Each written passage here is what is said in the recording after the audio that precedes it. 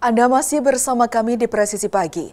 Pemirsa, Rumah Sakit Bayangkara tingkat 3 Padang kini resmi ditetapkan sebagai Rumah Sakit Trauma Center setelah diresmikan langsung oleh Kapolda Sumatera Barat, Irjen Pol Gatot Trisuryanta.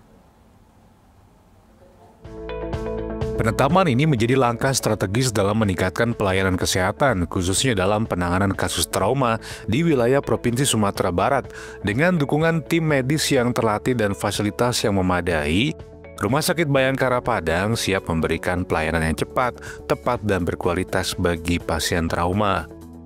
Polri berkomitmen untuk terus meningkatkan kualitas layanan. Ini bukan hanya pencapaian rumah sakit, tetapi bentuk pengabdian Polri kepada masyarakat.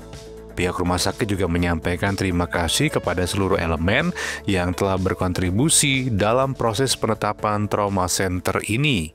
Ini bentuk perwujudan Polri untuk masyarakat. Sekali lagi, Polri untuk masyarakat.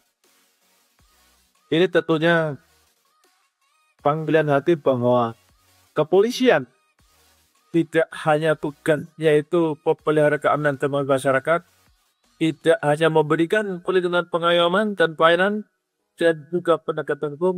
Ini akan selalu kami evaluasi sehingga masyarakat kita, karena tadi sudah kita lontingkan bahwa ini adalah pelayanan untuk orang awam.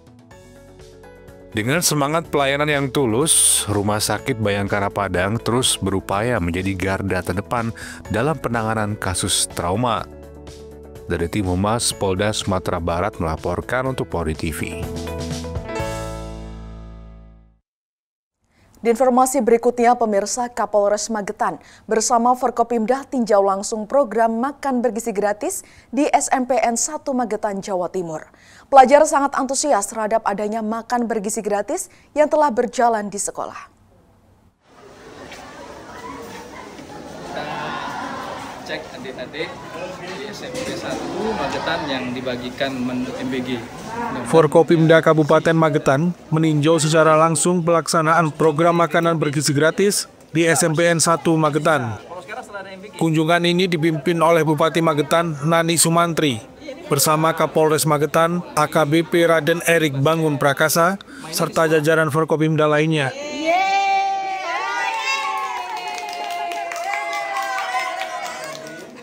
Kapolres Magetan, AKBP Raden Erik Bangun Prakasa, menyampaikan dukungan penuh terhadap program prioritas pemerintah pusat tersebut. Terlihat para pelajar sangat antusias terhadap adanya makanan bergizi gratis yang telah berjalan di SMPN 1 Magetan. Masakannya enak nggak? Enak! Pengen dilanjut, toh? Terus ya? Pengen dilanjut terus, ya nanti. Sementara itu, Bupati Magetan, Nani Sumantri menegaskan bahwa MBG merupakan langkah strategis menyiapkan generasi emas di masa depan. Satgas MBG selalu melakukan monitoring terhadap SPBG untuk memastikan makanan yang disajikan higienis dan sehat. Paling gratis. Mas, senang dapat MBG? Kenapa? Karena gratis. Layak? Iya layak. Tetap dikonsumsi bisa ya. Maksudnya nggak pernah yang kayak ini, nggak pernah ya. Yang nggak sesuai dengan gizi itu nggak pernah. Gizinya cukup. Iya cukup. Kunjungan Forkopimda Magetan ini diharapkan mampu memberikan keyakinan kepada masyarakat bahwa program MBG tidak hanya menyehatkan, tetapi juga aman, serta menjadi langkah nyata mewujudkan generasi penerus yang sehat, cerdas, dan siap menyongsong Indonesia Emas 2045. Dari Humas Polres Magetan, Polda Jawa Timur melaporkan untuk Polri TV. Pemirsa, Polri melalui bidang sumber daya manusia menggelar pembekalan dan latihan keterampilan bagi anggota dan PNS pada Polri yang akan memasuki masa purna tugas. Salah satu kelas yang menarik adalah agribisnis hidroponik. Kegiatan ini berlangsung di Bekasi, Jawa Barat pada Rabu 1 Oktober 2025. Sebanyak 489 peserta terlibat dalam latihan keterampilan yang diselenggarakan oleh SSDM Polri. Mereka terbagi ke dalam beberapa kelas sesuai dengan minat. Di antaranya adalah digital marketing, pengolahan makanan, budidaya ikan, dan agribisnis hidroponik. Latihan keterampilan ini berlangsung selama 4 hari. Khusus kelas hidroponik terdapat 16 peserta yang terdiri dari anggota dan PNS pada Polri. Mereka belajar membuat instalasi tanam, meracik nutrisi, memilih benih berkualitas, hingga merawat dan mengendalikan hama tanaman seperti kangkung, bayam, pokcoy, dan selada. Antusiasme peserta terlihat dalam kegiatan ini. Mereka menilai pelatihan ini banyak memberi pengetahuan dan keterampilan sebagai bekal menjelang purna tugas. Manfaat yang diperoleh di latihan keterampilan ini sangat banyak. Karena kenapa? Ini ilmu baru buat kita, sehingga dalam pelaksanaan nanti kita bisa aplikasikan pada waktu masa kita sudah purna. Karena kegiatan kita kegiatan yang sangat bagus sekali ini. Karena kenapa? Hidroponik itu kan tanaman menanam tanpa tanah, sehingga manfaatnya banyak sekali bagi kita. Tidak harus lahan yang luas, kita yang sempit aja kita bisa manfaatkan ini, dan kita bisa gaungkan terhadap yang manula, terutama bagi anak-anak, itu manfaat sangat besar sekali. Kita bisa makan sayur ini. Tujuan untuk mengikuti latihan ini sangat banyak. Ya, tujuan yang pertama adalah tadi untuk menambah, kalau kita tidak aktivitas, otomatis kita akan vakum.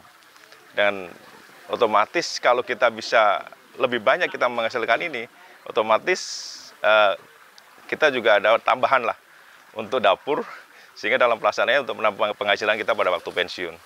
Gitu.